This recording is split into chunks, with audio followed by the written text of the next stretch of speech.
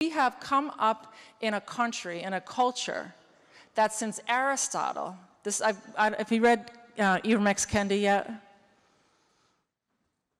Well, you will soon. Kendi helps us track the history of racist ideas through time. And this is just a sampling of heroes of ours who have said explicitly that blacks and Latinos are less, are inferior intellectually. We didn't come about these assumptions from nowhere.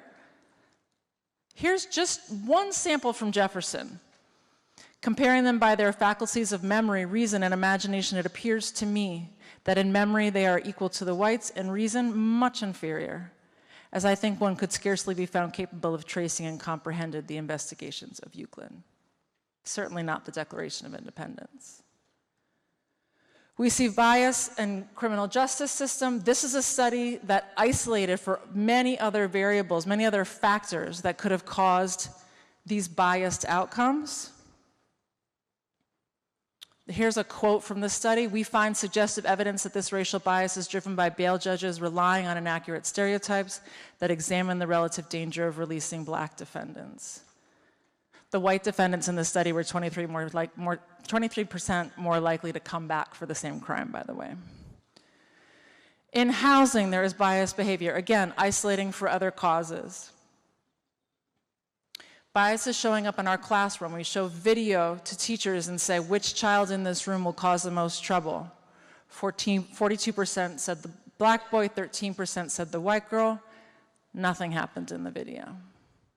We are making assumptions, every single one of us, every single time we look at a child of color.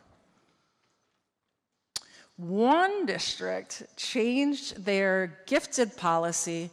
They stopped asking parents and teachers for recommendations and did a universal screen for gifted. Look at the numbers. 74% more black kids were likely to be identified, 118% more Latinos.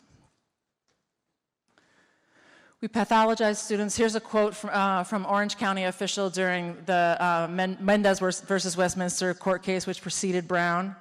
The Orange County official said Mexicans are inferior in personal hygiene ability and in their economic outlook. This is our country. We grew up here.